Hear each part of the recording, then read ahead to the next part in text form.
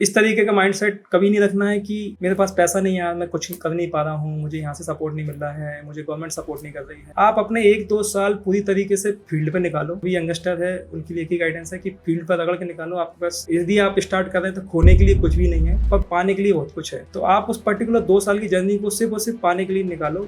आपको एक ऐसा रास्ता मिल जाएगा जहाँ से आपको फिर सीधा आपको कोई रोक ही नहीं पाएगा। तो मेंटली स्ट्रांग रहना कितना इंपॉर्टेंट है एंटरप्रेन्योर्स के लिए? मेंटली स्ट्रांग रहना बहुत जरूरी है, क्योंकि जो कुछ है वो सब आपका माइंडसेट है, और माइंडसेट एक दिन में नहीं बनता है। Exactly. माइंडसेट बनाने में आपको सालों लग जाते हैं, और वो भी तब लगते हैं सालों जब आप एक ही तरीके का थॉट रख रहे हैं। यदि आप अपने थॉट को डाइवर्ट कर रहे हैं तो भी आप वो साल भर में डेवलप नहीं कर पाएंगे। तो मेंटली स्ट्रांग रहना बहुत जरूरी है, और इसके लिए बहुत सारे आज की डेट में तो इतनी सारी फैसिलिटीज़ हैं। पहले तो आज से 10 साल पहले जाइए तो बुक्स लोग पढ़ के अपने आप को मेंटली स्ट्रांग करते थे, किसी मोटिवेशनल स्पीकर को सुन के अपने आप को मेंटली रखते थे। बट आज की डेट में ऐसे ऐसे यूट्यूब पर आप उनको एक तरीके से अपने मेंटर मान लीजिए, गुरु मान लीजिए, आप उन लोगों को फॉलो कीजिए। Hi, this is Indranil and welcome back to our channel The Spotlight Beyond Profession. Today in this channel we will be having a podcast with Mr. Narendra Govil. Narendra Govil is the man behind the brand Office Store. जब भी हम office store सुनते हैं ऐसा कुछ लगता है कि रिलेटेड टू ऑफिस होगा, और स्टोर मतलब सामान बेचने की कोई जगह। So let's see what is the concept of office store, how Mr. Narendra Govil has created this office store, what is his journey and what is his idea and thought process about office store, and how he is looking this business opportunity in Pan India, and what is his vision. So please watch this entire podcast. I am sure you'll be having a lot of insights about that individual, Mr. Narendra Govil, and about his journey, which will be very, very inspiring for every single individual, and you can correlate with yourself as well. So please welcome Mr. Narendra Govil in our podcast, The Spotlight Beyond Profession.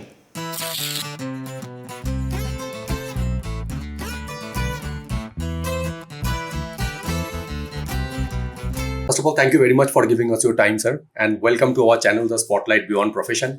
The name of our channel, The Spotlight Beyond Profession, का मतलब थोड़ा सा मैं बता देता हूँ।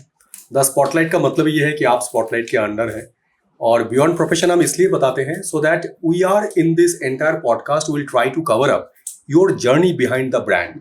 आपके brand के नाम से तो बहुत लोग आपको जानते हैं, बट आपका जो जर्नी है, आपका सफर है, आपने क्या चैलेंजेस फेस किए हैं, उसके बारे में हम थोड़ा सा और डिटेल में बात करेंगे, और that is the reason we named it Beyond Profession. So again, thank you very much for the podcast. And before we start the podcast, I have 2 disclaimers. First disclaimer is that my name is Indranil, so I am a Bengali. So whenever I will start speaking in Hindi, you can laugh at me, I don't mind. And secondly, in this entire podcast, अगर आप ऐसा कुछ भी हो या ऐसा कुछ भी मेरा सवाल का आप जवाब नहीं देना चाहें, you can directly say no. There is nothing like you need to avoid anything, because ये जो podcast होते हैं हमारे, it is completely unscripted, uncensored and unfiltered. So again, thank you very much. And before we get into deep dive into your brand, your company, थोड़ा सा पहले आप अपने बारे में हमें थोड़ा सा बता दीजिए कि आपकी सफ़र कहाँ से शुरू हुआ, कहाँ से आपको ये आइडिया आया कि आप इस बिजनेस में आना चाहते हैं, और इस बिजनेस में आपको स्कोप नजर आया, और आपकी स्कूलिंग कहाँ से हुई, ये थोड़ा सा बेस हमें बता दें, so it will be better for our viewer to understand you as an individual first.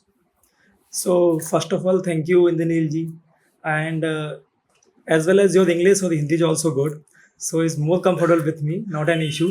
And आपने जो इनिशिएटिव लिया है, one of the best initiative, because limelight में बहुत सारे लोग रहते हैं, बट स्पॉटलाइट में आप लोगों को लाना चाह रहे हैं, और उन लोगों को जिन्होंने अपने कुछ स्ट्रगल से जर्नी स्टार्ट करके स्टेबिलिटी हासिल की है। So this is really commendable, and I hope कि आप आगे भी को जर्नी को कंटिन्यू रखेंगे, और बहुत सारे लोगों को इसमें एड ऑन करेंगे। सो जैसा कि आपने पूछा कि what out of schooling and other things, so basically मेरा होम टाउन है Shivpuri, which is a district nearby the Gwalior. Gwalior is more popular because of Sindhia ji. So मेरा स्कूलिंग हुआ है शिवपुरी से। Number 1 school is there, government school, जिसका नाम ही था नंबर 1 स्कूल। अच्छा, एक्सीलेंट ऑफ नंबर 1। सो मेरा स्कूलिंग वहाँ से हुआ है, दैट वाज अ सरकारी स्कूल। सो एज सच बहुत सारी अपॉर्चुनिटी तो हमको नहीं मिली, और उसके बाद फिर जो घर में माहौल था उससे लगा कि पीईटी पीएमटी 2 ही एक ऐसी क्रेज है जिसमें मतलब या तो डॉक्टर बनो या इंजीनियर बनो। सो मेरे पिताजी ने डिसाइड किया कि you have to go for doctors. So I prepared for PMT, and और एक ही हब था एजुकेशन का, वो था ग्वालियर। सो मैं ग्वालियर गया, 1 साल मैंने प्रिपरेशन किया, बट अनलकीली अनफॉर्चुनेटली मेरी प्रिपरेशन कम थी, सो मैं पीएमटी में सेलेक्ट नहीं हुआ। देन अगेन आई ये कौन सी साल की बात कर रहे हैं हम? ये सर 2003 से 4 तक मेरा फर्स्ट ड्रॉप था। ओके। सो 4 में मैंने मतलब 2003-4 में भी घर का माहौल ऐसा ही था कि या तो डॉक्टर बनेगा बेटा, नहीं तो Yes, इंजीनियर yes, बनेगा, correct, और कोई correct, दूसरा तीसरा ऑप्शन नहीं है। ओके। सो ऑब्वियसली मेरा उसमें नहीं हुआ। And how was your father, what he was doing? मेरे पिताजी गवर्नमेंट में टीचर हैं, ओहो, फिर तो और यही रास्ता चुनते हैं। और सरकारी स्कूल में जब वो थे तो उन्होंने स्टार्ट किया था एज अ प्राइमरी स्कूल जो टीचर रहते हैं Okay. उससे, and he retired as a lecture. Hmm. So अभी लास्ट 3 years बैक उनका रिटायरमेंट हुआ है। Okay. And we are 5 brothers. ओहो। सो मैं सबसे बड़ा हूँ, तो मेरे ऊपर एक अलग ही लाइबिलिटीज़ थी। तो मैंने देखा कि यार फर्स्ट ड्रॉप जो हुआ मेरा, I got very good marks, but जो कट ऑफ था वो काफ़ी ज़्यादा था। इस वजह से मतलब उसमें पीएमटी में सिलेक्शन डॉक्टर्स के लिए बेसिकली नहीं हुआ। I got selected for veterinary and BDS। Okay. But मैंने देखा कि फर्स्ट ईयर में इतने अच्छे मार्क्स आए, सो डेफिनेटली जब सेकंड ड्रॉप रहेगा, सो मेरा 100% मुझे ह्यूमन साइंस मिल जाएगा, MBBS मिल जाएगा। बट सेकंड ड्रॉप में मेरे मार्क्स और कम आए, फिर भी मैंने हिम्मत नहीं हारी। मुझे लगा कि नहीं यार, एक चांस और लेना चाहिए। बट जो माहौल था आसपास का, सिटी का, ग्वालियर 1 साल पढ़ने का, तो मैं वापस आ गया। फिर जो 70-80% के बीच में जो मेरे मार्क्स आते थे कट ऑफ के बेसिस पर ज़्यादा रहता था, उस समय भी ये मानसिकता रहती थी कि नहीं यार बच्चा फेल हो गया। तो सोशली प्रेशर भी बहुत ज़्यादा थे कि यार बच्चा फेल हो गया, पिताजी को भी प्रेशर था कि बच्चा फेल हो गया। तो एक अलग टाइप की फीलिंग आती थी खुद को भी, डिप्रेशन वाली, कि यार मैं फेल हो गया। All the marks was 75% above that, जो बट काफी लोगों को नहीं होते हैं। करेक्ट। लेकिन उसके बाद भी जो फीलिंग आती थी वो आती थी फेल्योर की। फिर फाइनली जो थर्ड मेरा ड्रॉप था मैंने लिया, उसमें मेरा अगेन से नहीं हुआ। सो आई फील लाइक दैट कि ये तो मतलब लाइफ मतलब सब खत्म हो गया। मैं अपने आप को डॉक्टर समझने लगा था, वन अनफॉर्चुनेटली नहीं बन पाया। Then I got selected for one of the best college जो MP का है, GSITS। वहाँ से मैंने डॉक्टर्स तो नहीं, फार्मेसी के लिए अप्लाई किया, और 1 साल फार्मेसी के मुझे हुआ था। उसके बाद ही मुझे फील हुआ कि फार्मेसी में वो लाइन नहीं है जो मतलब मैंने ड्रीम जिसके देखे थे, जिसके सपने देखे थे कि यार डॉक्टर्स की एक अलग लाइफ होती है, बट ये भी रिलेटेड टू डॉक्टर्स है, तो शायद हो सकता है कि उस पर्टिकुलर उसके इक्वल ना मिले तो उससे कुछ 19 ही मिल जाएगा, बेटर रहेगा। बट वो 19 भी नहीं, मतलब इक्वल छोड़ो, मतलब बहुत दूर तक इक्वल नहीं था उसकी। फिर फाइनली मैंने सोचा चलो ठीक है, जैसे तैसे करके कर लेंगे। फिर हमारे जो सीनियर्स थे, हमने देखा कि वो M.Pharm करने के बाद भी उनको 5,000 10,000 की जॉब लग रही है। वो भी एक one of the top college जो अपने आप में वेनॉन है, SGSITS, जिसमें इंजीनियरिंग के पैकेज जाते थे 9-9 लाख 10-10 लाख रुपए के, जहाँ माइक्रोसॉफ्ट आती थी, TCS आती थी, इन्फोसिस आती थी। और हमारे जो कलीग थे जो BE कर रहे थे, उनको 9 लाख 10 लाख का पैकेज मिल रहा था। वहाँ फार्मेसी वालों को पैकेज मिलता था हार्डली 1.5 लाख का, 2 लाख का। देन आई थॉट यार कि हो सकता है कि मैंने फील्ड शायद गलत जगह आ गया हूँ। फिर मेरे सीनियर्स ने बोला कि गलत जगह नहीं है, इसमें एक मार्केटिंग का स्कोप भी है। जहाँ फार्मा मार्केटिंग में ड्रग्स जो रहते हैं, आप डॉक्टर्स नहीं बन पाए लेकिन डॉक्टर्स को प्रमोट कर सकते हैं। सो मेरे दिमाग में जो बैक एंड सबकॉन्शियस माइंड में एक चीज़ थी कि यार डॉक्टर्स नहीं बने, चलो डॉक्टर्स के साथ मिलके ही कुछ हो सकता है, कुछ बड़ा कर लेंगे बाद में। Then I deep into this kind of job जिसे हम लोग बोलते हैं फार्मा मेडिकल रिप्रेजेंटेटिव। सो मैंने स्टार्ट किया 2009 से। मेरी फर्स्ट कंपनी थी लुपिन। अच्छा। लुपिन में मैं मेडिकल रिप्रेजेंटेटिव था। ये कौन से साल की बात कर रहे हैं? ये 2010 से मैंने स्टार्ट कर दिया था, दिसंबर 2009 से। तो 10 उसको काउंट कर सकते हैं आप। 10 से मैंने 6 मंथ लुपिन में किया। Then I switch my company GS के GlaxoSmithKline, जहाँ मैंने हॉर्लिक्स का, आप सभी नाम सुना होगा, हॉर्लिक्स मैंने सेल किया वहाँ कंज्यूमर डिवीजन में। कंज्यूमर डिवीजन था बट प्रमोशनली वाई इथिकल डॉक्टर्स के साथ था वो। अच्छा। तो डॉक्टर्स को हम लोग प्रमोट करते थे, उनके और भी ब्रांड्स आते थे, क्रोशन आता था, कैप्टम सोपासिप जो काफ़ी प्रीमियम क्लास एंटीबायोटिक माने जाते हैं, जो जुवेक्टिन जो उनका आता था वो करीबन 4,000 रुपये का एक इंजेक्शन आता था। सो मैंने वो सेल किया, डॉक्टरों के साथ काफ़ी इंगेजमेंट किए। वहाँ मेरे को एक इंटरेस्ट आया कि नहीं यार चलो ठीक है, नहीं बने बट अभी मज़ा आ रहा है। तो मैंने काफ़ी इन्जॉय किया उस पर्टिकुलर सेल्स को। फिर मुझे अपॉर्चुनिटी मिली, एक MNC कंपनी है एबट, जिनका पंच लाइन ही था लाइफ टू दी फुलेस्ट। तो मैंने अपने सीनियर्स जो मेरे थे उन्होंने बोला कि बेस्ट कंपनी है, आपको इंदौर छोड़ना पड़ेगा, आपको बाहर जाना पड़ेगा। चूँकि मैं यंग था और आगे बढ़ने की चाह थी, मेरा एक CTC जो उस समय हुआ करता था, GSK one of the best company थी।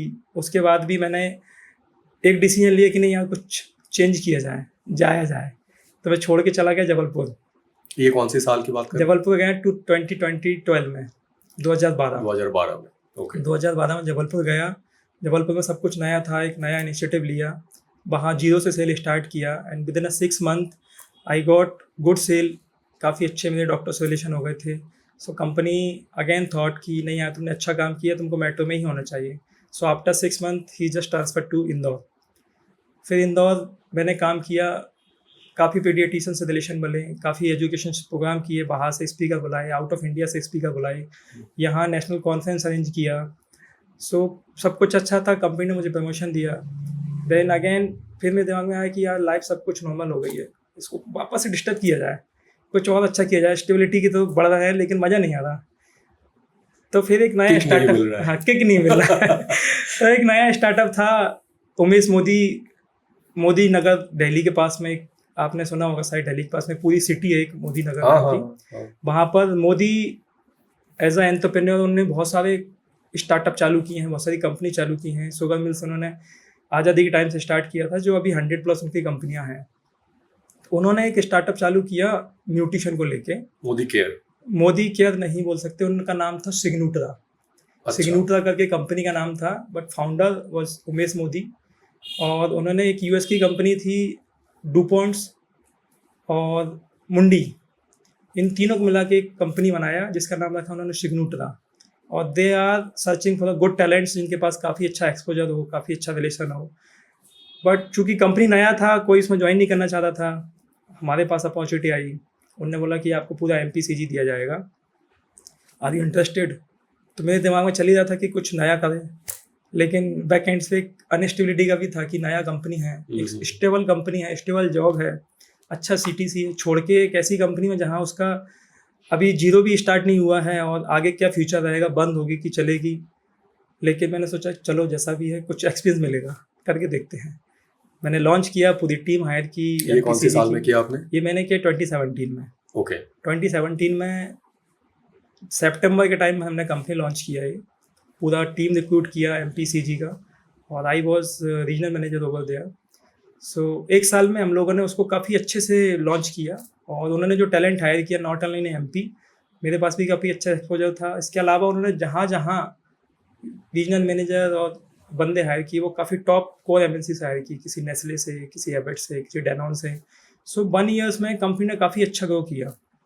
मेरी टीम से 3 लोगों ने प्रमोशन लिया, जो मेरे लिए एक अच्छा क्रेडिबिलिटी थी कंपनी के लिए कि यार देखो, लीडर के अंदर से यदि लीडर निकल रहा है तो that was a good sign कि हाँ, मतलब कहीं ना कहीं मतलब बंदा ये नहीं चाहता कि खुद अकेला आगे बढ़े, वो यदि टीम आगे बढ़ेगी तो वो भी आगे बढ़ेगी। लीडरशिप क्वालिटी वही होता है। तो मुझे भी अपने आप में एक अच्छी फीलिंग आई कि चलो अच्छा है, टीम से प्रमोट हुए।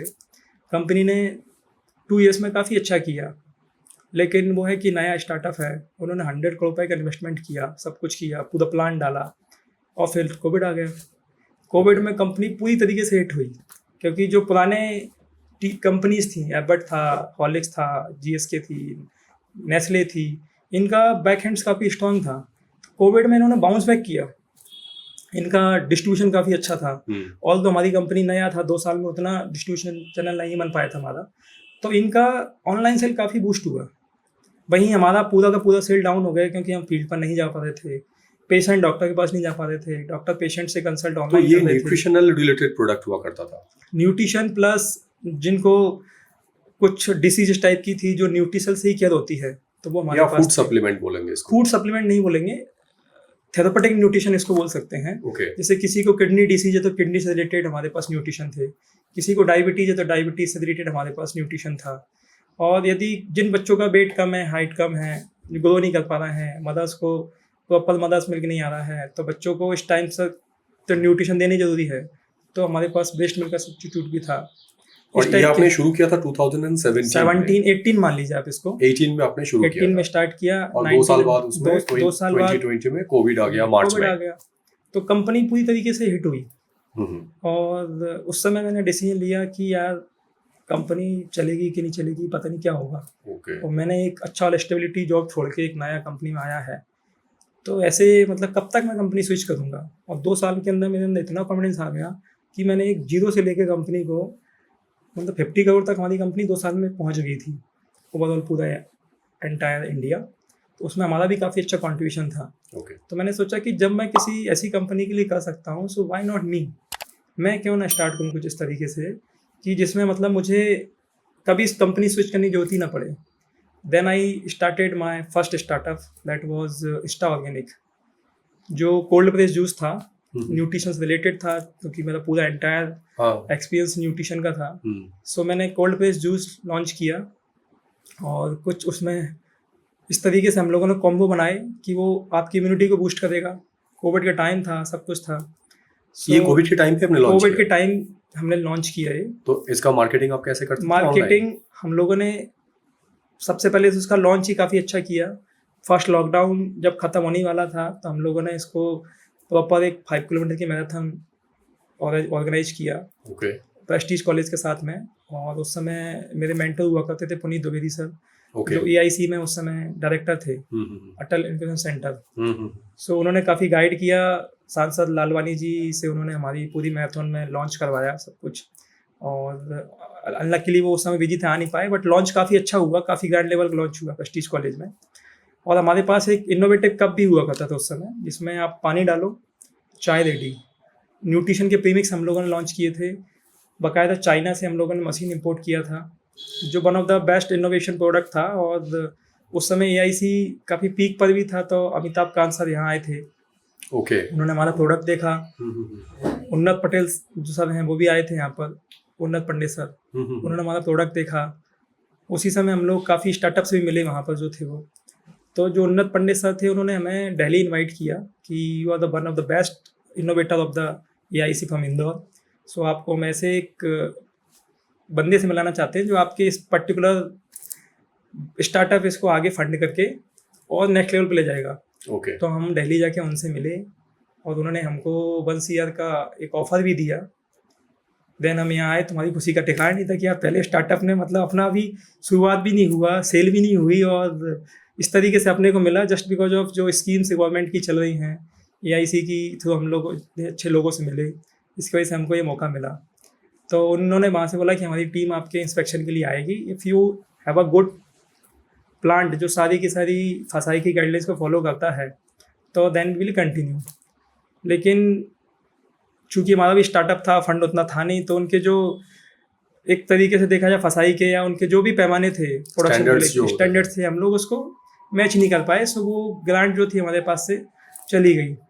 ओके। फिर सेकेंड लॉकडाउन आ गया, सो हम उसको स्टार्ट किया ही था, रेस्टोरेंट वगैरह लिया था हम लोगों ने, काफ़ी अच्छा उसको बिल्ड किया, 12-15 लाख रुपये खर्च भी किए, वो भी लोन लेके। उस समय मुझे OD मिली थी। जॉब मेरा कंटिन्यू था, जॉब मैंने नहीं छोड़ा था। अच्छा। जॉब मेरा कंटिन्यू था, तो वो सारा पैसा डूब गया, पूरा पैसा डूब गया। फिर मैंने सोचा कि यार क्या किया जाए, रेस्टोरेंट भी गया, ये प्रोडक्ट भी गया, जॉब तो चलो ठीक है कंटिन्यू है। फिर मैंने सोचा कि चलो जॉब में दिमाग लगाते हैं, वापस से जो हो गया सो हो जाने दो, कोई इशू नहीं है, वापस फिर चालू करेंगे कभी। और पता नहीं कितने लॉकडाउन लगेंगे, क्या लगेंगे, सब कुछ अनसर्टेन था उस समय। देन मैंने जॉब में अपना ध्यान लगाया, जॉब कंटिन्यू किया, और उस समय मैंने कहा एम्प्लॉय ऑफ द ईयर मुझे कंपनी ने बाहर भेजा विद फैमिली टूर पर। फिर मैंने वहाँ से आया तो उन्होंने मुझे एक नया प्रोजेक्ट दिया कि आप गुजरात भी ले लीजिए साथ में, MPCG एंड गुजरात। ओके। तो मैंने वो भी ले लिया। ये हम आफ्टर सेकंड लॉकडाउन की बात कर रहे हैं। 2020 की बात है, 2020 मतलब फर्स्ट लॉकडाउन पे साथ ही हम चल रहे हैं अभी। 2020 मतलब एंड ऑफ 2020 चल रहा है मतलब ये। अच्छा। तो फिर 2021 जब आया तो मैंने देखा कि यार मतलब वापस से इतना घूमना फिरना रहेगा, फैमिली के लिए टाइम नहीं है। उस समय my wife is expecting second baby. Okay. तो मैंने सोचा कि यार इतना अच्छा स्टार्ट किया था, अनलकीली कोविड की वजह से फेल हो गया, कुछ नया स्टार्ट करके देखते हैं, ज़्यादा दिन कि इधर उधर भटकेंगे, जॉब पर जाएंगे, फैमिली की टाइम नहीं देंगे, तो कुछ और स्टार्ट करते हैं, हो सकता है कि कुछ अच्छा हो जाए। होप फॉर द बेस्ट के लिए मैंने सेकंड स्टार्ट किया। तो मैंने देखा कि मेरी टीम से कई लोगों ने जॉब छोड़ के अपनी छोटी छोटी फार्मा कंपनी चालू की थी। बहुत सारे टीममेट्स भी थे, बहुत सारे कलीग भी थे जो बाहर थे, अलग अलग कंपनी, प्रोपेगेंडा कंपनी बोला जाता है, PG कंपनी मान लीजिए, कुछ एक ने मतलब इथिकल तरीके से चालू किया। ओके। तो मैंने देखा कि वो कहीं ना कहीं स्ट्रगल कर रहे हैं, कि वो अनएथिकल तरीके से कंपनी चला रहे हैं। उनको फंड कम है उनकी वजह से, तो उनके पास बड़े ब्रांडिंग मर्चेंडाइज वाले पार्टनर नहीं हैं जो उनको उस तरीके से प्रमोशन दे पाएँ। Then I Visibility thought- was yes, missing. yes, visibility was missing because of जो बड़े प्लेयर हैं वो उनको भाव नहीं देते। बड़ी बड़ी कंपनियों के जो वेंडर्स हैं वो छोटी कंपनी को सप्लाई नहीं करते कुछ इस तरीके से। छोटे मोटे जो एजुकेशनल ब्रांडिंग मटेरियल जो आते हैं वो कहीं ना कहीं मिसिंग थे। सो मैंने लीक से हट के प्लान किया कि अब ऐसा करते हैं कि इन लोगों की मदद के लिए कुछ चालू किया जाए। N numbers of companies open हो रही हैं, n numbers of IT company चालू हो रही हैं, हर जगह मतलब नए नए स्टार्टअप ओपन हो रहे हैं। सो कहीं ना कहीं विजिबिलिटी मिसिंग है, और चूंकि आई वॉज इन मार्केटिंग, सो मैंने देखा बारीक से उन सब चीज़ों को कि इन चीज़ों का ओवर द टाइम बहुत बड़ा रोल प्ले होता है। आपकी ब्रांडिंग जितनी स्ट्रॉन्ग होती जाएगी, एक ब्रांड में सबको माइंड में आपका एक प्रोडक्ट डेवलप होता जाता है। तो उस तरीके से कुछ स्टार्ट किया जाए। Then I thought office store. So office store मैंने सोचा, बट चूंकि मैं जॉब कर रहा था उस समय, सो मैं अपने नाम से कुछ स्टार्ट नहीं कर सकता था, क्योंकि मुझे ये भी फियर था कहीं ना कहीं कि यार एक जॉब तो है जो मतलब अपनी फैमिली और एक्सपेंसेस मैनेज हो रहे हैं, जिससे सारे खर्चे मैनेज हो रहे हैं। सो जॉब छोड़ना तो एक तरीके से अभी के लिए, जहाँ मैं ऑल दो माइनस में हूँ, जहाँ ऑलरेडी लोन है अपने पास और उसको दिमाग में कैरी करते हुए कुछ नया स्टार्ट करेंगे तो कुछ गलत हो जाएगा, तो मैंने वाइफ के नाम से कंपनी स्टार्ट किया। That was Zifting your gifting partner. Okay, Zifting your gifting partner. That was the first company. That was the first company जो वाइफ ने स्टार्ट किया। And और ये कौन से साल में आपने शुरू किया? ये 2021 में स्टार्ट कर दिया था हम लोगों ने। 2021 में Okay. मतलब जॉब के साथ में कंटिन्यू मेरे। सो वो पूरा ऑनलाइन था, 100% ऑनलाइन। मीशो, अमेजन, फ्लिपकार्ट, इस पर स्टार्ट था। T-shirt हम लोग देते थे सबसे पहले। सर्विसेज जो- क्या क्या रखे थे आपने पहले? उसमें क्लॉथिंग थी, चूंकि वाइफ के लिए स्टार्ट किया था, क्लॉथिंग थी। और मेरे दिमाग में बैक एंड से आइडिया बहुत सारे थे, बट चूंकि मैंने स्टार्ट इस तरीके से किया कि थोड़ा सा फ्लो मिल जाए उसको, तो हम लोग मर्चेंडाइज कस्टमाइज T-shirt देते थे। ओके जैसे कोई भी T-shirt पर कुछ भी प्रिंट करा के उसको ऑनलाइन सेल करते थे मीशो पर, और उसमें एक साल में काफ़ी अच्छा रिस्पॉन्स मिला हमें। करीबन हम लोग पर डे की सेल पे पहुंच गए थे, 500-600 T-shirt पर डे हमारी सेल हो रही थी। हाँ, that was good number. 2022 जब आया तो हम लोगों ने देखा कि यार सेल तो काफ़ी अच्छी हो रही है। 6-8 महीने में हमारा 12-15 लाख और उससे ज़्यादा हमारा टर्नओवर हो गया। बट जब मैंने कैलकुलेशन किया तो उसमें प्रॉफिट था ही नहीं। प्रॉफिट नहीं था तो ये थोड़ा सा एक ऑनलाइन में जो सेल करने का जो फंडा है, ये एक बार समझाइए ना कि कैसा ये करते हैं। बिकॉज बहुत सारे लोग ये सोचते हैं कि मैं कोई भी चीज़ ऑनलाइन बेच सकता हूँ और ऑनलाइन में बहुत अच्छा मार्केट है, बहुत अच्छा मार्जिन है, बहुत वॉल्यूम बनता है। तो व्हाट वाज दैट? नहीं, ऑनलाइन देखिए, ऑनलाइन तो है तो अच्छा, इसमें कोई डबल मतलब क्वेश्चन नहीं है कि क्यों अच्छा नहीं है। वो ऑनलाइन है अच्छा, क्योंकि आपके पास पूरा ऑल इंडिया, पैन इंडिया आपके पास Market है। कस्टमर बेस आ जाता है। इट्स डिपेंड कि हाउ यू आर नॉलेजेबल। कई लोग केवल चाम में आके कि ऑनलाइन में अच्छा बिकेगा चालू कर देते हैं। That was one of me also, कि मैंने वो सोच के चालू कर दिया। ओके और आई वॉज नॉट स्किल्ड, मैं उसके बारे में कुछ जानता नहीं था। थोड़ी बहुत यूट्यूब से वीडियो देखे और अपना सब कुछ चालू कर दिया। बट जब कैलकुलेशन देखा तो उसमें मेरा प्रॉफिट कहीं नहीं था। उसका रीज़न ये था कि उसमें आपको रेट उस तरीके से कोट मैनिपुलेट करना है अच्छा, कि आपका एक पर्टिकुलर मार्जिन उसमें आ जाए। अदरवाइज क्या होगा? डिस्काउंट की वजह से ही लोग आते हैं या डिस्काउंट ही चलता है ज्यादा? डिस्काउंट की वजह से तो नहीं, बट उसमें जो लॉस होता है वो होता है रिटर्न की वजह से। अच्छा, सबसे बड़ा लॉस है उसमें रिटर्न की वजह से, क्योंकि रिटर्न जब आपका प्रोडक्ट आता है तो वो एक बैगेज लेके आता है साथ में कुरियर चार्जेस का। ओके, कुरियर चार्जेस यहाँ से जाने का और वहाँ से आने का, साथ में यदि आप ये आपको बेयर करना होता ये हमको बियर करना आता है एज अ कस्टमर। यदि आपको सेल कर रहे हो है। ओके, तो कस्टमर तो जब रिटर्न करता है तो उससे पास से सब कुछ मतलब चला गया, उसने मतलब कुछ भी उसके पास नहीं आया, उसका सारा का सारा बैगेज आ गया जो सेल कर रहा है उसके पास। तो पूरे चार्जेस जो एज अ सेलर उसको बियर करने रहते थे। तो ये सबसे बड़ा लॉस है वहाँ पर। और यदि आपका कुछ कॉम्बो प्रोडक्ट है, जैसे मेरे कॉम्बो प्रोडक्ट थे 3-in-1, 2-in-1, 4-in-1, जिसमें 4 एक साथ T-shirt जाती थी। यदि बीच में कोरियर पार्टनर है, ये हमको नहीं पता कि कहाँ मिस होता है। कस्टमर भी कुछ ऐसे होते होंगे, 0.01% मान लीजिए, कुछ इस तरीके से कॉम्बो ऑर्डर करते होंगे कि भाई 1 वापस कर दो, 1 रख लो 3 वापस कर दो, 3 रख लो 2 वापस कर दो, इस तरीके से। या बीच में कुछ जो कुरियर पार्टनर मतलब उन्होंने 4 खरीदा, रिटर्न किया, रिटर्न जब आया तो 3 आए, करेक्ट, या 2 आए, या 2 1-2 आए। उन्होंने रख लिए। और मे भी ये बीच में जो कुरियर पार्टनर है वो भी इस तरीके वो से कर निकाल सकते लेते हैं कि भाई कि चलो कस्टमर को वापस करने जा रहे तो हैं। इसका कोई नहीं होता है कि कुछ इसका जब रिटर्न लेते हैं तब वो चेक करके ले कि 4 के 4 ही रिटर्न दे रहे हैं? नहीं, इसका स्टार्टिंग में काफ़ी टाइम कंपनी ने काफ़ी सपोर्ट किया, जो प्लेटफॉर्म थे उन्होंने सपोर्ट किया, बट वो खुद भी इस तरीके से लॉस में थे कि वो इतने सारे उसमें से बीच में से गायब हो जाते हैं कि वो भी उसका चार्जेस भी नहीं कर पाते। कहीं ना कहीं मीशो भी लॉस में था।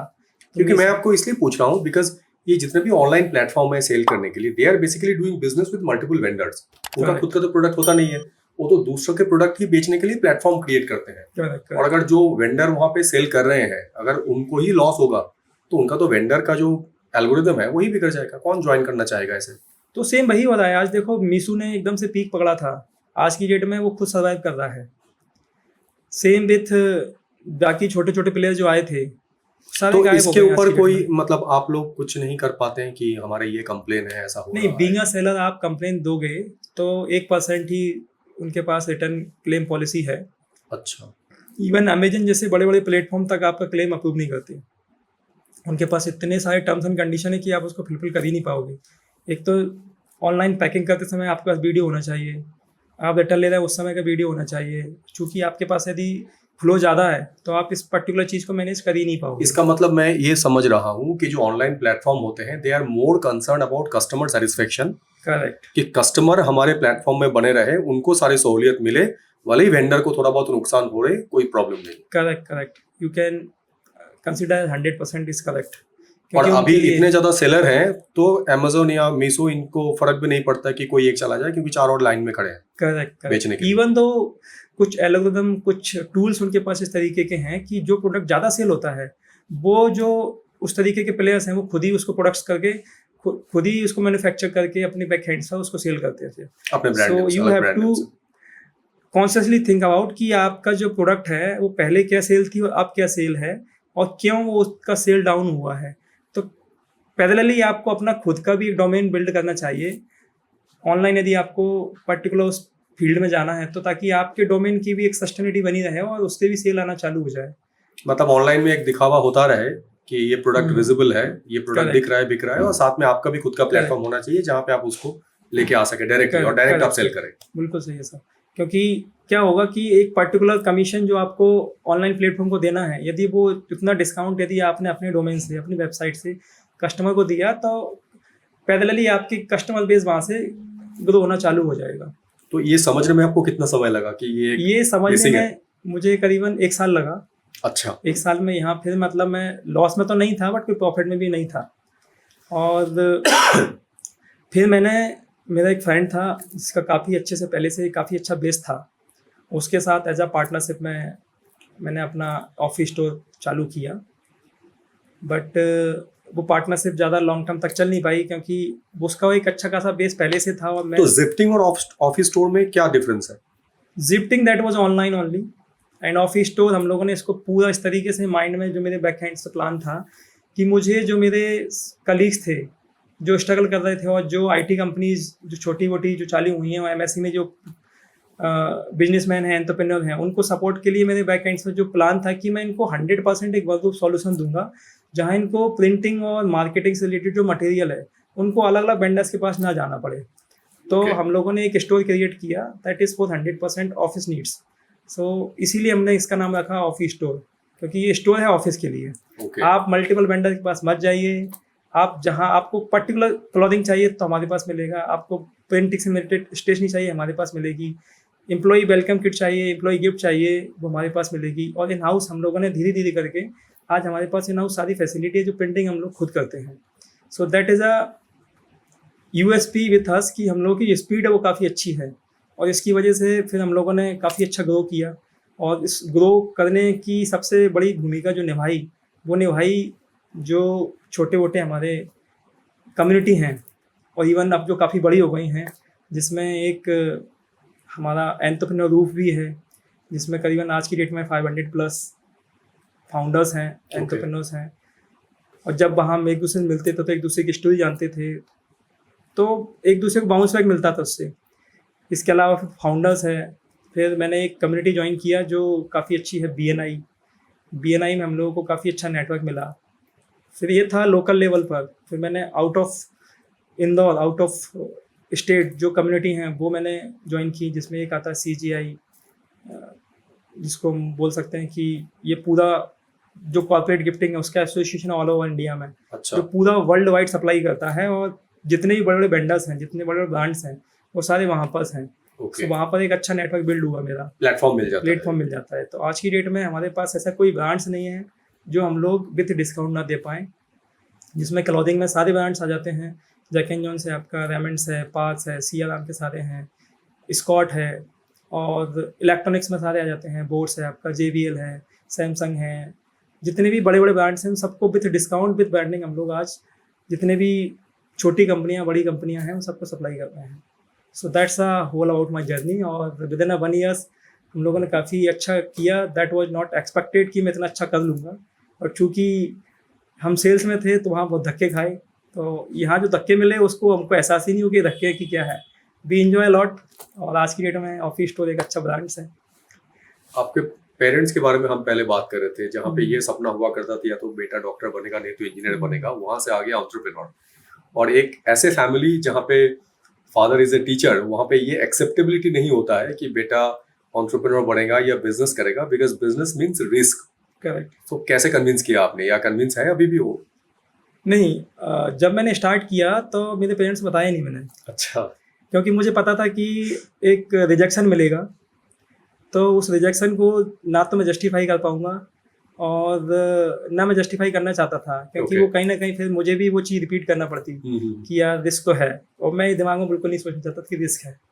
मैं तो ये चाह रहा था कि मुझे करना है तो करना है, risk it's a part of journey. मैं इसलिए आपको ये सवाल पूछ रहा हूँ क्योंकि ये मेरी पर्सनल परसेप्शन या ओपिनियन बोल सकते हैं। मुझे ऐसा लगता है कि जब भी हम ऐसा कुछ करें जो आउट ऑफ द लीग हो, नौकरी छोड़ के कुछ करना है, तो हमें जिंदगी में एक ऐसा व्यक्ति की जरूरत होती है जो सिर्फ हमारे को ये अभय दे दे कि तू कर, मैं खड़ा हूं, भले ही वो कुछ करे नहीं करे, तो वो एक मॉरल बूस्टअप मिल जाता है कि चलो कोई है, कुछ तो हो जाएगा।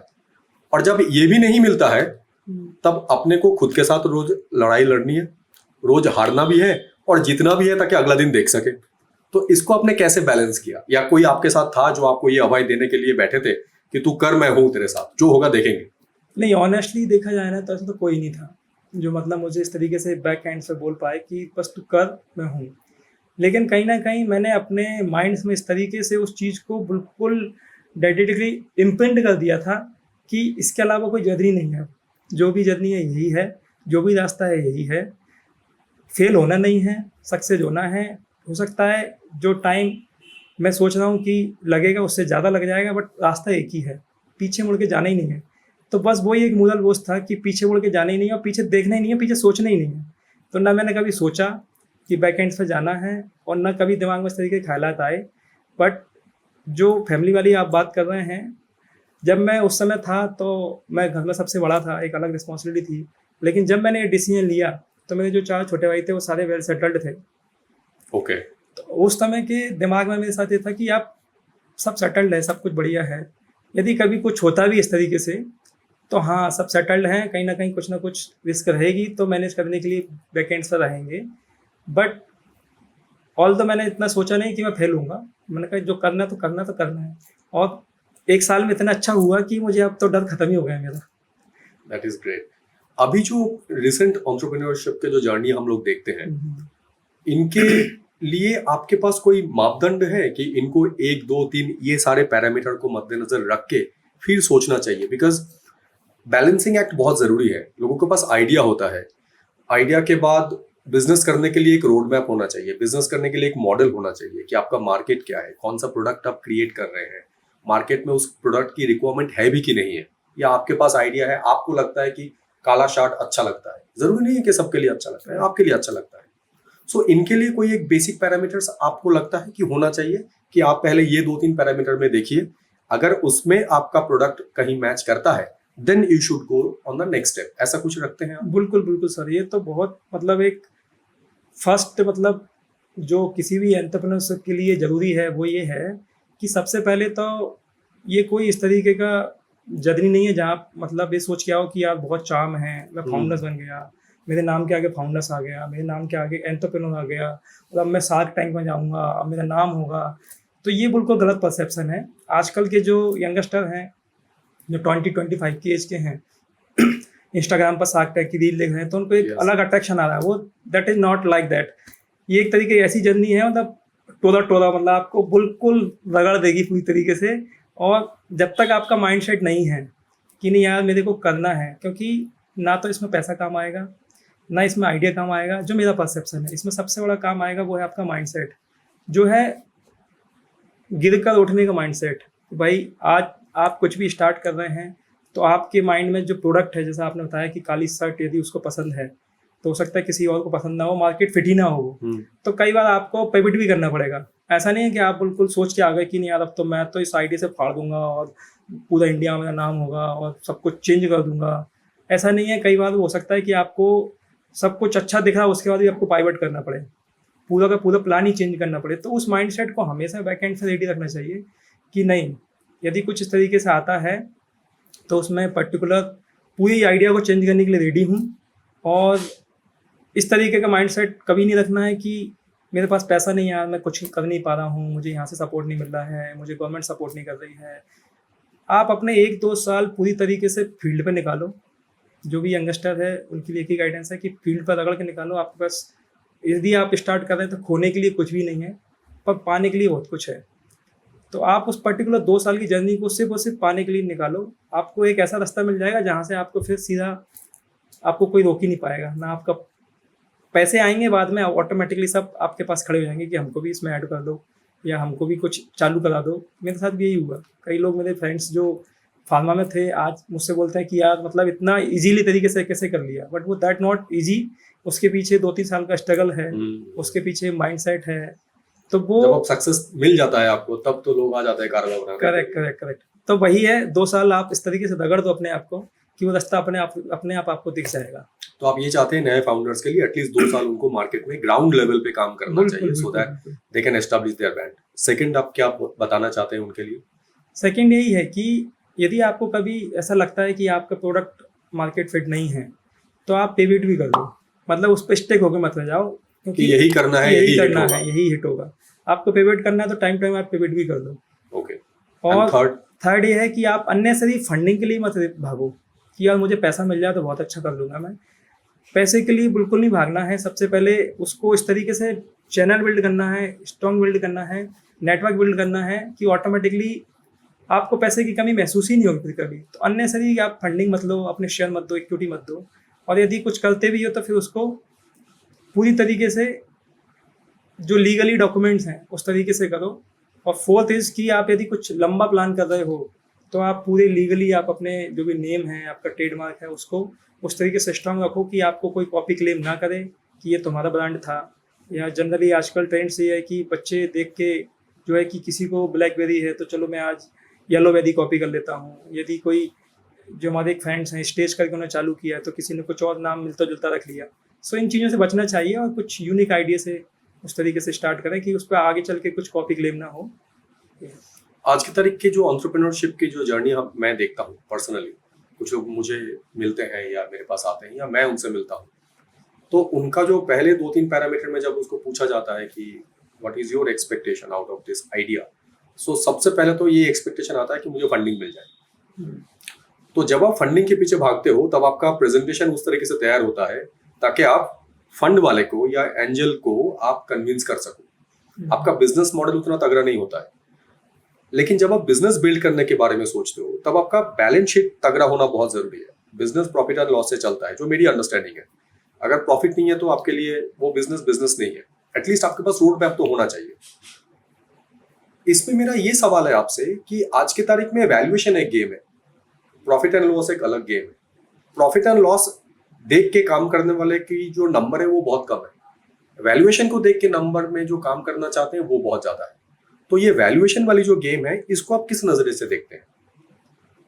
देखिए, valuation it's a number games. मतलब क्या है, मार्केट हर किसी के लिए है। जैसे एक स्टार्टअप एंटरप्रेन्योर फाउंडर्स हैं, ऐसे ही एंजल इन्वेस्टर हैं, ऐसे ही बीसी हैं। वो अपनी तरीके से एक पर्टिकुलर ऐसा बंदा ढूंढ रहे हैं जो उनको एक लंबा चौड़ा व्यापार बना के देगा। तो उनकी नज़र जो है ना गिद्ध की तरह रहती है।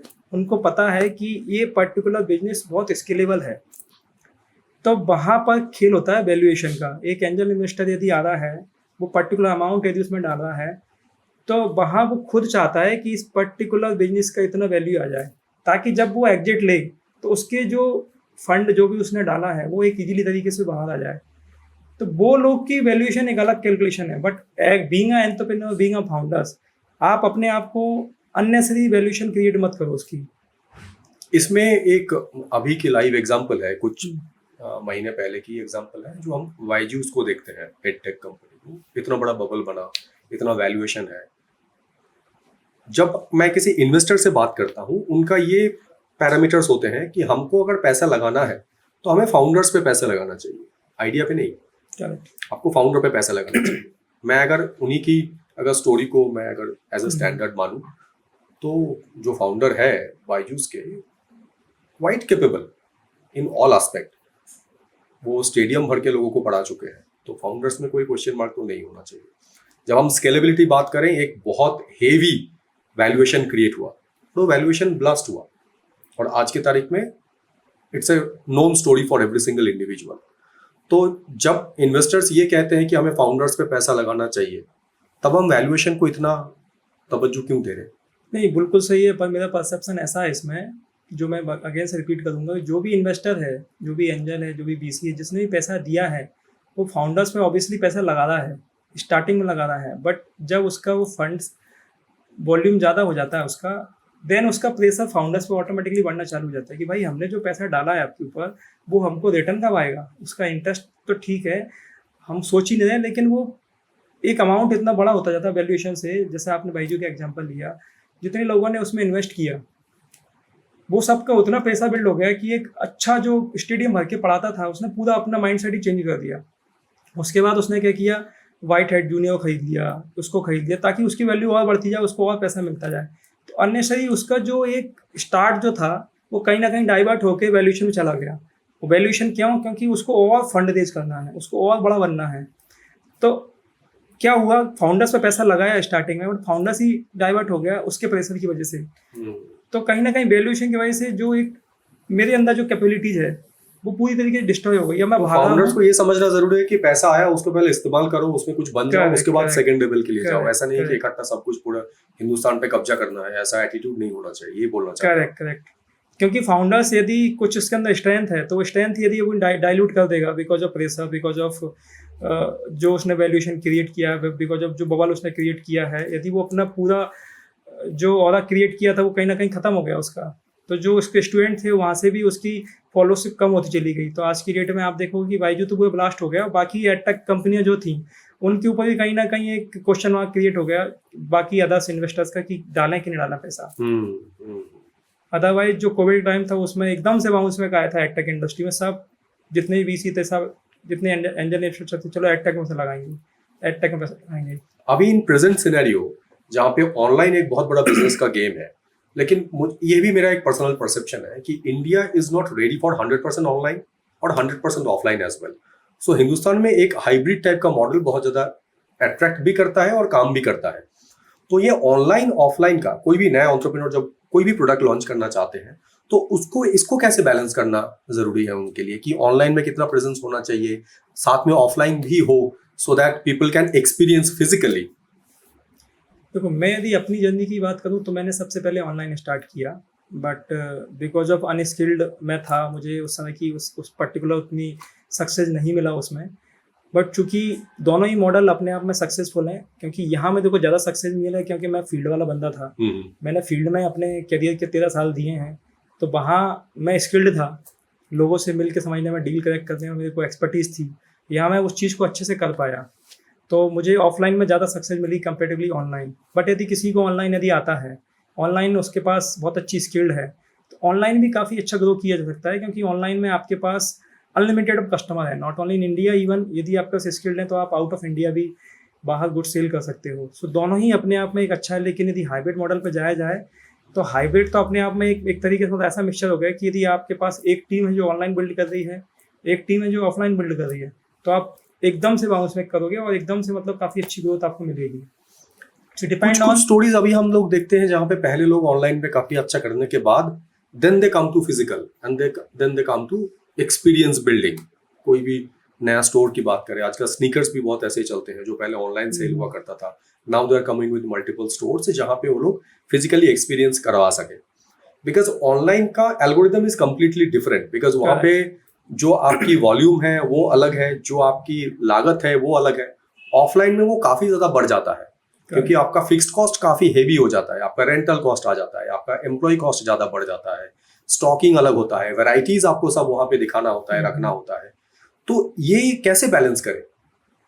देखो, मैं नहीं मानता कि इसको बैलेंस करना जरूरी भी है। यदि आप ऑफलाइन स्ट्रांग हैं तो आप ऑफलाइन फोकस कीजिए, बिजनेस वहाँ भी आपका बिल्ड होगा।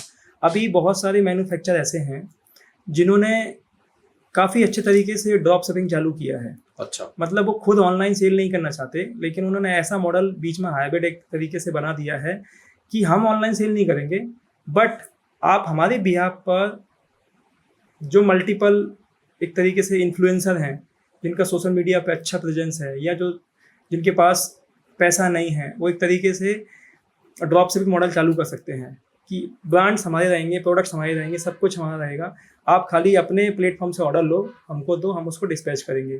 तो Okay. ये एक अच्छा मॉडल ये रेडी हुआ है बीच में, जहाँ पर जो मैन्युफैक्चर है उसको 100% ऑनलाइन नहीं करना है, खाली बीच में एक मीडिएटर क्रिएट करना है जो उनके लिए सेल ला के दे, और ये काफ़ी सक्सेसफुल भी है।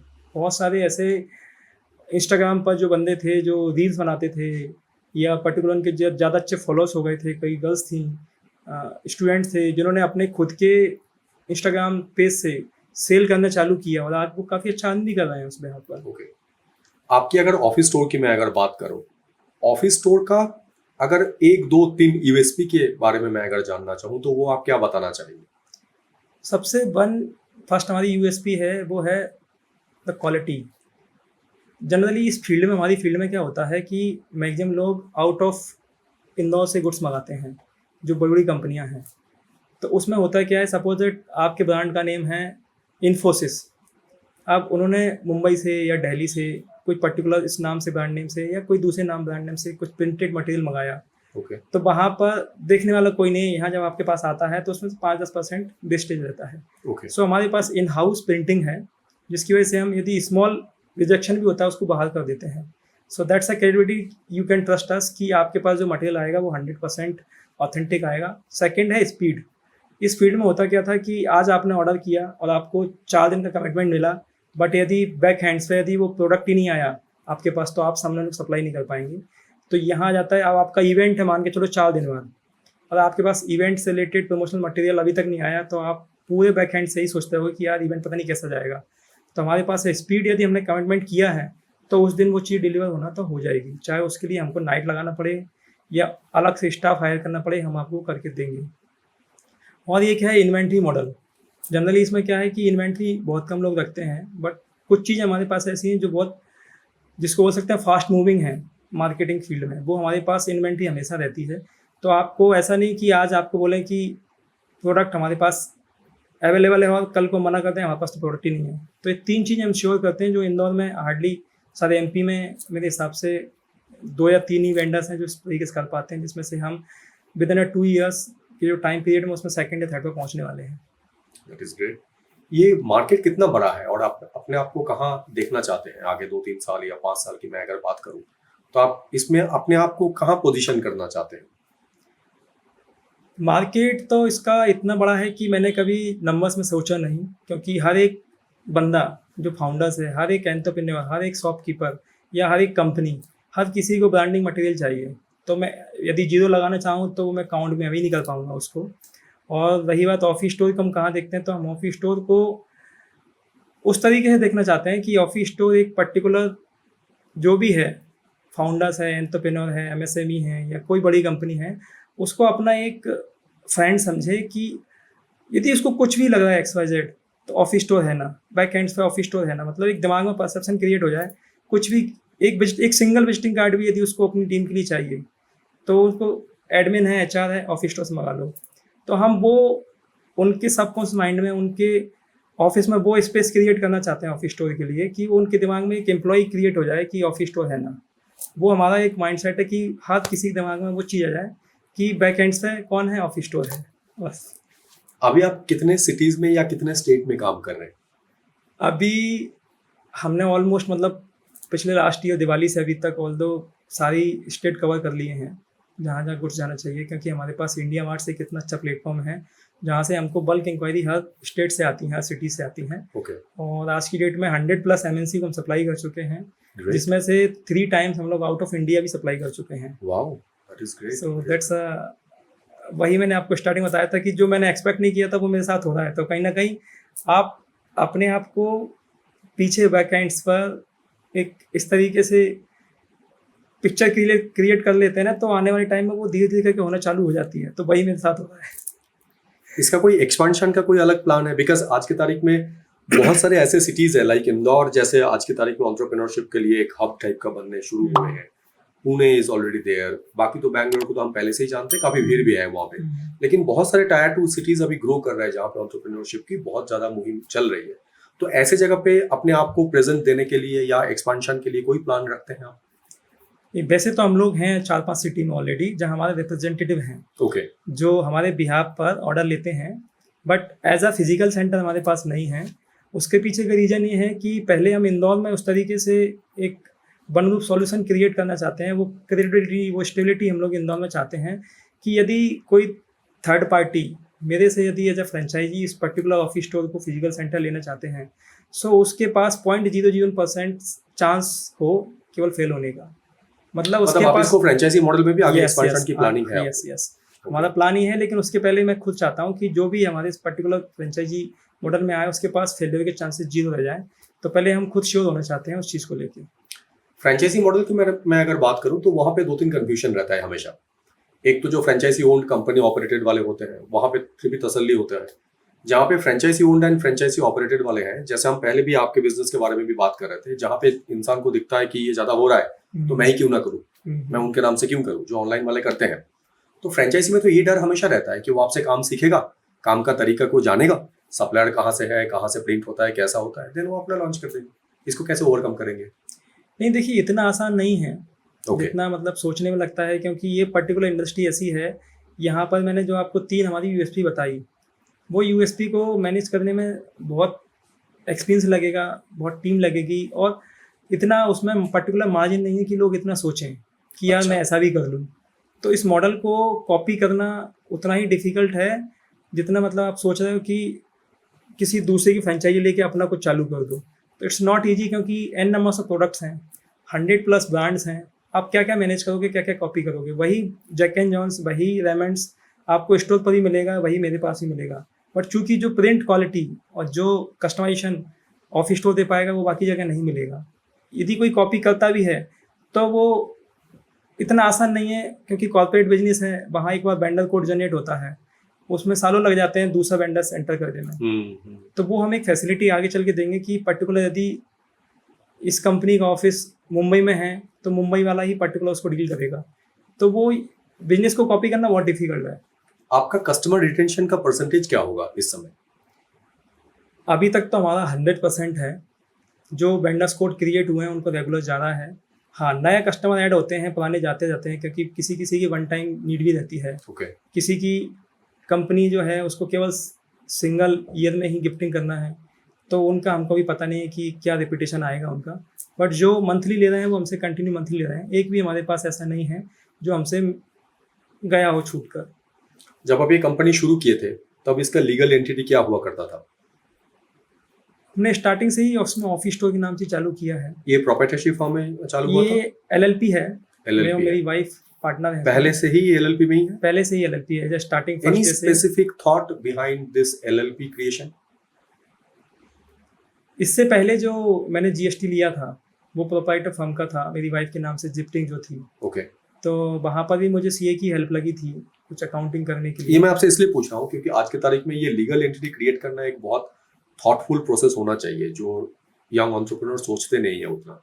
उनको लगता है कि हम तो प्राइवेट लिमिटेड बना लेते हैं, बिकॉज प्राइवेट लिमिटेड जरूरी है जब आप फंडिंग के लिए जाना चाहते हो। और Correct. आपका मुद्दा जब फंडिंग है तब आप पहले से ही प्राइवेट लिमिटेड की तरफ ही भागते हो। उसकी लीगल जो बैकड्रॉप है पीछे का उतना हम नहीं जानते हैं, इसलिए मैं आपसे जानना चाह रहा हूँ कि what was your thought process behind creation the legal entity of your own company?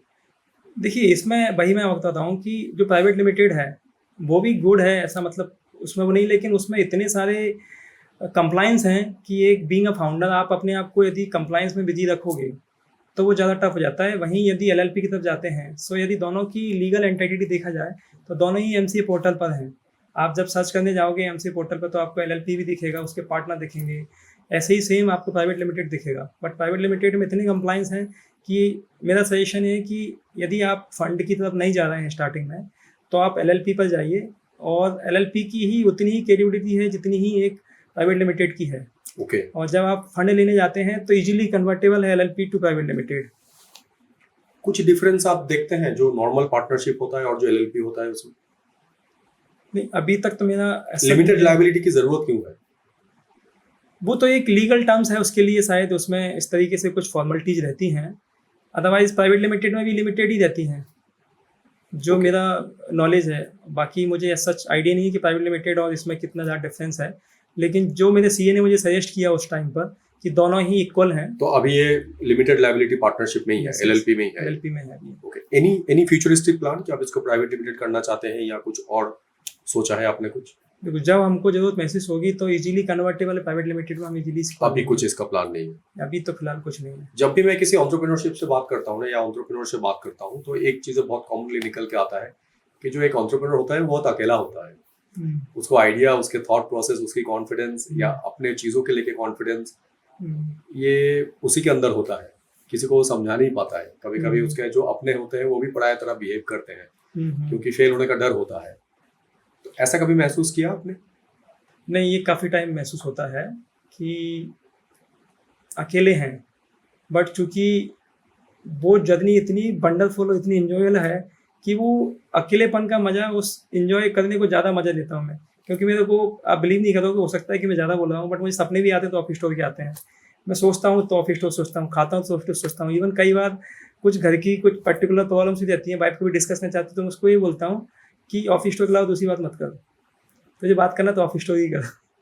तो मैं इसलिए कभी अपने आप को महसूस नहीं करता अकेला, क्योंकि मुझे साथ में मेरा पार्टनर दिखता है, वो है ऑफिस स्टोर। मैं अपने आप को मतलब खड़ा पाता हूँ कि मैं ऑफिस स्टोर में साथ चल रही हूँ।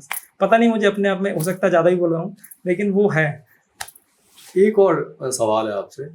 जब भी मैं ये देखता हूँ कि किसी ने नौकरी छोड़ के बिजनेस की तरफ शिफ्ट करते हैं और बिजनेस में थोड़ा सा भी उथाल पताल शुरू होता है, क्योंकि business never can be constant, वो तो ऊपर नीचे होता ही रहेगा, यही मान के ही बिजनेस करना चाहिए।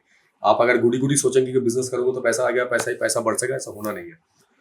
और जब हम सवाल ये है कि जब हम नौकरी से बिजनेस में शिफ्ट करते हैं, तो जब भी नीचे डाउनफॉल आता है ना, फैमिली वाले या कोई जान पहचान वाले सबसे पहले यही सलाह देते हैं कि वापस कर ले भाई, कम से कम वहाँ पे श्योरिटी तो है, तनख्वाह आएगी, कहाँ पीछे पड़ा हुआ है। तो ऐसा कितनी बार फेस करना पड़ा है आपको? नहीं, ऐसा तो मुझे फेस नहीं करना पड़ा। तो बहुत लकी है आप। उसके पीछे का रीजन ये है कि मैंने प्लानिंग उस तरीके से करी थी कि फेल्योर के चांसेस तो हैं, लेकिन फेल्योर के सपोर्ट में क्या रहेगा। तो मेरा 10 साल का जो पीरियड था, मेरे 10 साल की जो सेविंग थी, वो मैंने कभी यूज नहीं करी थी। मैंने केवल बैक हैंड पे इसीलिए रखी थी कि मुझे कभी स्ट्रगल महसूस करना पड़ेगा तो मेरा जो सेविंग है मेरे काम आएगा। तो मैंने पहले ही सोच लिया था कि 1 साल तक मुझे बहुत उथल पुथल रहेगी, मेरे पास पैसा नहीं रहेगा, सैलरी देने के लिए पैसे नहीं रहेंगे, रेंट के लिए पैसे नहीं रहेंगे, तब मैं क्या करूँगा। तो मैंने, जब मैं जॉब में था तो उस समय पास ऑल दो पहले से लोन थे, बट मैंने पहले से ही बैक हैंड पर एक ओडी फैसिलिटी सैलरी वालों को मिलती है, वो मैंने ले ली थी। तो मेरे पास 20-22 रुपये का फंड था, और वो केवल इसलिए था कि मेरे को जब जब ऐसा लगेगा कि यार चैलेंज ज़्यादा हैं, वापस नौकरी ज्वाइन करना चाहिए, तब तब मैं उस पर्टिकुलर पैसे को यूज़ करूँगा। तो हमेशा ऐसा हुआ कि मुझे उस पैसे का यूज़ करना पड़ा, लेकिन मैंने ये नहीं सोचा कि वापस जाऊँगा, क्योंकि मैंने पहले से सोच रखा था कि ये पर्टिकुलर पैसा इसके काम आएगा। इसीलिए मैंने उस पर्टिकुलर चीज़ को कभी ज़्यादा फेस नहीं किया, क्योंकि मेरे पास बैकएंड में सारी चीज़ें पहले से रेडी थी कि if plan A will not work then B will come. तो बी मेरा हमेशा काम आया, जो पीछे से मैंने बैकएंड पे करके रखा था। प्रॉब्लम मुझे तब आती जब मेरे पास बी रेडी नहीं होता, तो लेकिन मैंने बी पहले से ही बैकएंड पे रखा तो था। एक रिजर्व फंड होना चाहिए, यस। ताकि रिस्क आपका थोड़ा सा, रिस्क तो रहेगी। देखो, 1 साल तो आपको लगता है, पहली बात तो 3-4 महीने तो आपको ही जस्टिफाई करने में लगेंगे कि यार हर तारीख 1 तारीख को सैलरी आती थी, क्या पैसे ही नहीं है। तो 3-4 महीने तो आपको पर्टिकुलर उस माइंड सेट से, वो भी 13 साल का कैरियर, जिसमें हर साल मेरे, मतलब हर मंथ मेरे को पैसा आ रहा था, और पैसा भी मतलब अच्छा खासा सिटी से मेरा था, क्योंकि आई वॉज रीजनल मैनेजर, तो मेरी सैलरी भी काफ़ी अच्छी थी, और एकदम से जीरो हो जाना, तो कई बार ऐसा फेस हुआ। बट चूंकि माइंड सेट पहले से रेडी था, कि वापस जाना नहीं है तो रिजर्व रखना जरूरी है। आपने जब अपनी करियर शुरू किया पहले पहले तब आप बी फार्मा भी आपने की है, आपने मेडिकल की भी पढ़ाई की है और आप ऐसे ऐसे कंपनी में काम किए जहाँ पे हेल्थ केयर रिलेटेड चीज़ों को देखा जाता है। आप अपने हेल्थ केयर के लिए क्या करते हैं? What is your regime to maintain your health? चूँकि मैं स्टार्टिंग से न्यूट्रिशन में था, इसलिए पूछ रहा हूँ आपसे। मैं स्टार्टिंग से न्यूट्रिशन में था, तो हम लोग न्यूट्रिशन डॉक्टर्स के साथ डील करते थे, केमिस्ट के साथ डील करते थे, डायरेक्ट कंज्यूमर के साथ डील करते थे। तो हमको एक-एक प्रोडक्ट की कैलोरी एकदम से मतलब याद हो गई थी कि ये पर्टिकुलर कार्ब्स से इतनी एनर्जी मिलेगी, ये इतनी कैलोरी मिलेगी, ये पर्टिकुलर फैट से इतना आएगा। तो इवन हमको एक चपाती की भी वैल्यू पता है कि उस पर्टिकुलर चपाती को डाइजेस्ट करने के लिए कितना लगेगा। तो जो हमारे बैक एंड से भी हम कुछ खाते हैं, स्टार्टिंग से जब मैं जॉब में था तब से ही हमको ये प्रैक्टिस चल गई थी कि यार इतना मैं पर्टिकुलर कैलोरी बर्न कर रहा हूँ तो इतना मुझे खाना है। तो वो बैक एंड से मेरी प्रैक्टिस में आ गया है यार कि यार ओवर हो गया या आज मेरी मेहनत ज़्यादा लगी, तो ऑटोमेटिकली वो इतनी हैबिचुअल हो गई हैं कि वीक में 1 या 2 बार एक्सरसाइज कर पाते हैं, लेकिन वो जो न्यूट्रिशन हैबिट है वो हमेशा आ गई है। तो जिसकी वजह से पिछले 12-13 साल से मेरी जो पर्टिकुलर वेट है, पर्टिकुलर मैनेज है, सारी चीज़ें मैनेज है। ये सवाल इसलिए भी है क्योंकि जिस शहर में आप है उस शहर को जाना ही जाता है इसलिए खान पान के लिए बाहर, और यहाँ पे हर तीसरा दुकान खाने की होता है। तो कोई ऐसा चीज़ है जो इंदौर का जो आपको सबसे अच्छा लगता है बाहर खाने के लिए, और कितनी बार बाहर खा लेते हैं हफ्ते में? एक हफ्ते में देखो 2-3 बार तो हो जाता है मेरा बाहर। ओके। चूँकि मैं पर्टिकुलर सेल से था, बाहर घूमना फिरना रहता था मेरा, तब मैं केवल 7 दिन घर पर रहता था, तो मेरा बाकी के रेस्ट ऑफ द डेज पूरे बाहर ही खाता था मैं। तो वो जो चार्म्स रहता था कि अच्छा खाना है या कुछ अट्रैक्टिव हो गया, वो सब खत्म हो गया धीरे-धीरे करके। फिर मैं वहाँ हेल्दी ढूँढता था, जब बाहर रहता परसेप्शन चेंज हो था। हाँ, परसेप्शन ऑटोमेटिकली चेंज हो गया था, कुछ हेल्दी ढूँढता था, घर के खाने के लिए तरसता था। तो आज वो हैबिट में इतना आ गया है कि बाहर का जो चार्म है ना, ज़्यादा मतलब आई विल सजेस्ट बाकी लोगों को भी कि जो न्यूट्रिशन जो चीज़ें रहती हैं, आप कितना भी सोच लो जो हेल्दी खाने घर में है वो कहीं नहीं है। तो वीक में 1-2 बार आप खाते भी हो तो इस तरीके से खाओ। कभी-कभी क्या है, जब अपने पास पैसे नहीं रहते थे मेरे पास भी, तब मैं कहीं पर भी कुछ भी इस तरीके से ट्राई कर लेता था पेट भरने के लिए। पेट भरने के लिए। बट चीज़ें आज यदि आपके पास सब कुछ है, अफोर्डेबल है, तो उस चीज़ को अवॉइड करो। कुछ भी अनहेल्दी इस तरीके से मतलब कि वो आपका अनहेल्दी कुछ पैसे बचाने के चक्कर में आपको 2 दिन घर पे बैठा दे। तो हेल्थ कितना इंपॉर्टेंट है for a business owner? Health सबसे नंबर 1 प्रायोरिटी रहना चाहिए सर। बीइंग ऑनर आप हो, यदि बीइंग इंडिविजुअली भी आप हो, तो हेल्थ नंबर 1 होना चाहिए। सेकंड इज मनी, क्योंकि आपके पास मनी होती हुई भी आप हेल्थ अपनी नहीं बचा पाओगे। तो हेल्थ सबसे पहली प्रायोरिटी होनी चाहिए, लेकिन सेकंड इज मनी। एक कहावत है इसमें, पता नहीं कितना रेलेवेंट है। ऐसा कहा जाता है कि if you lose money you lose nothing, if you lose your health you lose something, and if you lose your character you lose everything. इस 100% वैलिड सर, क्योंकि कैरेक्टर से वो आपको दर्शाता है कि आप क्या है, बिकॉज वही आपकी ब्रांडिंग है। करेक्ट बिकॉज आप जो है वो आपके हर काम में रिफ्लेक्ट करता है, वो आपके Correct. टीम में रिफ्लेक्ट करता है। आप अगर डिसिप्लिन है तो आपकी टीम डिसिप्लिन है, आप डिसिप्लिन नहीं है तो आपको टीम भी वही देख के सीखते हैं। Correct sir. ये मैं समझता हूँ ऐसा। कहीं ना कहीं जो यूनिवर्सल लॉ है, हम लोगों ने बहुत सारे रूल्स ऑलरेडी पढ़े हैं, न्यूटन्स पढ़ा है और पाइथागोरस पढ़ा है, और डिफरेंट साइंटिस्ट अपने अपने टाइम पर आए, उन्होंने काफ़ी थ्योरीज दी, लेकिन यूनिवर्सल थ्योरी को कोई आइडेंटिफाई नहीं कर पाया। वो है आपका ऑरा, आपकी एनर्जी। तो जैसी थिंकिंग आप रखते हैं वैसे ही आपकी वाइब्स बाहर निकलती हैं, Reflect क्योंकि होता हर एक थॉट में एक एनर्जी है। सो आप जो थिंकिंग है आपकी, जो उससे आपका ऑरा क्रिएट हो रहा है, तो आपके आसपास वही एनर्जी अट्रैक्ट करेगी जैसा आप सोच रहे हो।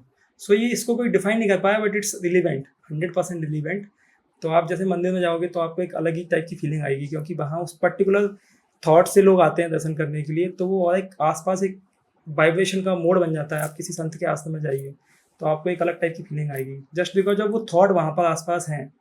और आप कहीं जेल में जाइए या कहीं इस तरीके के माहौल में जाइए जहाँ पर लोग केवल गंदा सोच रहे हैं, तो आपके दिमाग में ऑटोमेटिकली वो गंदगी एकदम से सर्कुलेट हो जाएगी।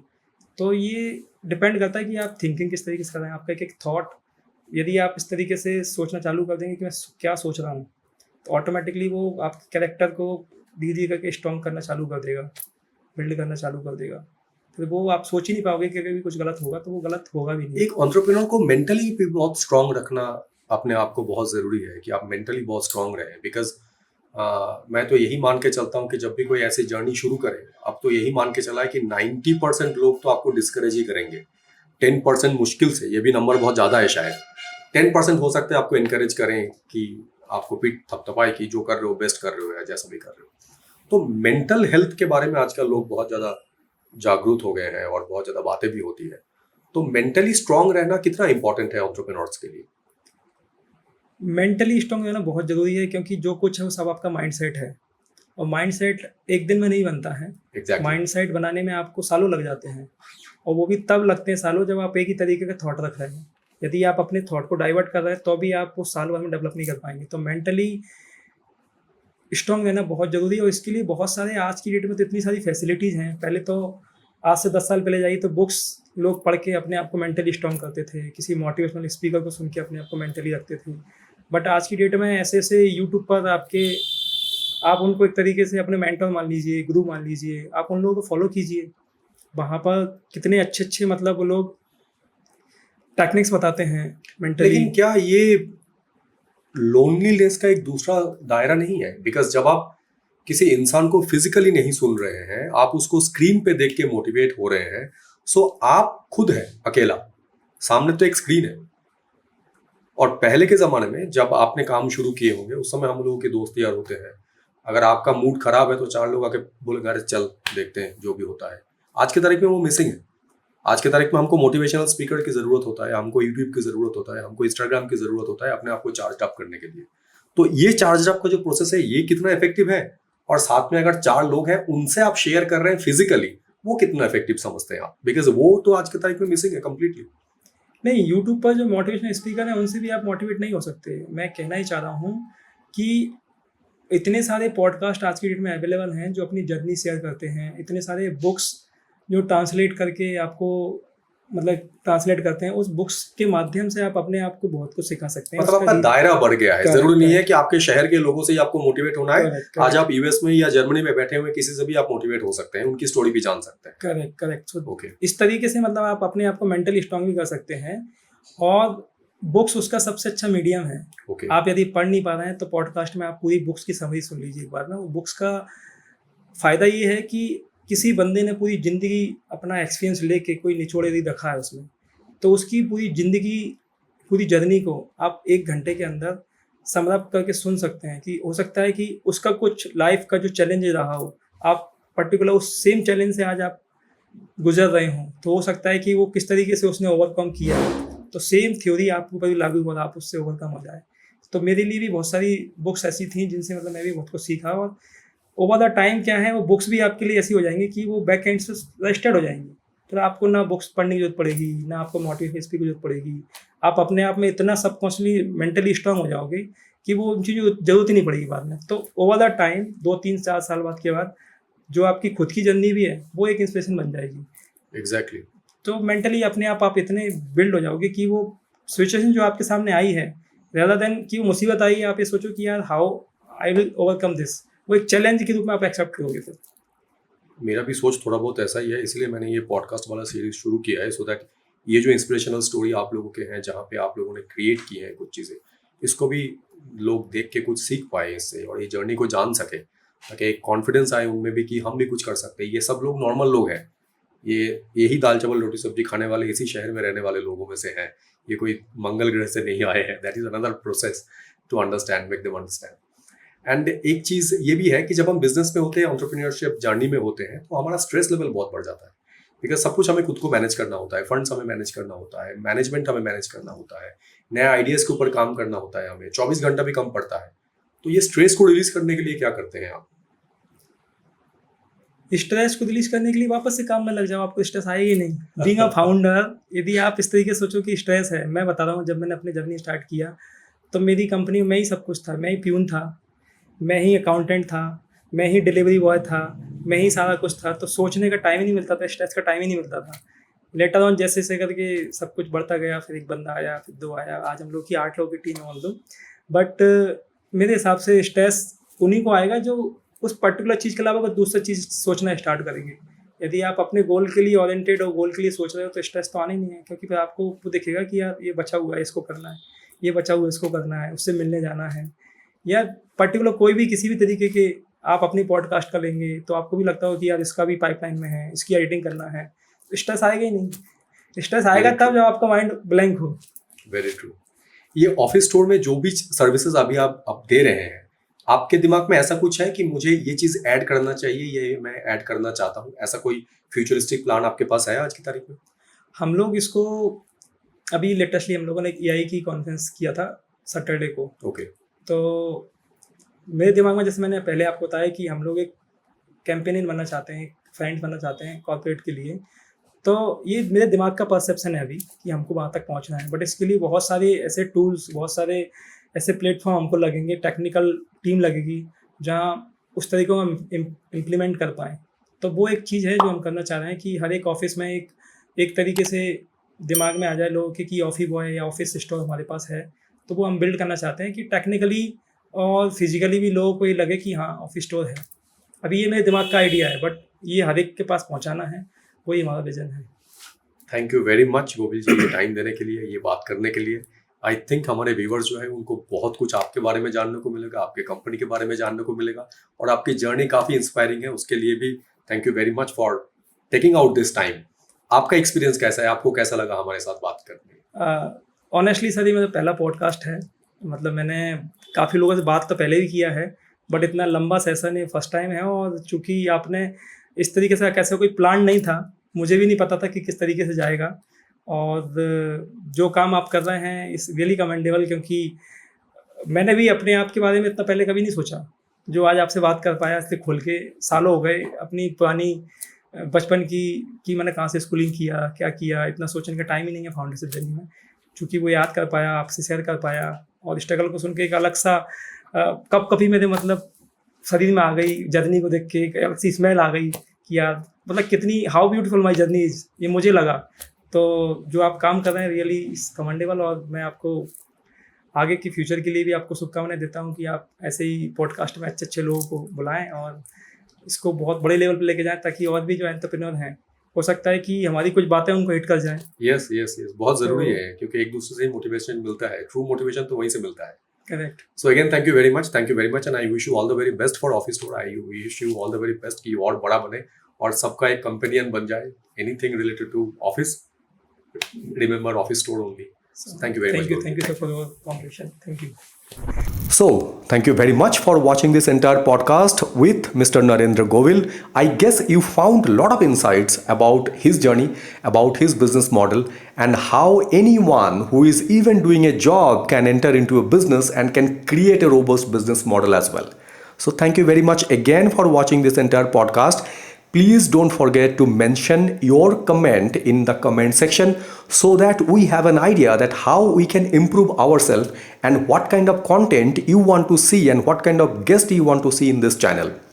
And please don't forget to write about my Hindi and how I can improve my Hindi language as well. So again, thank you very much and signing it off.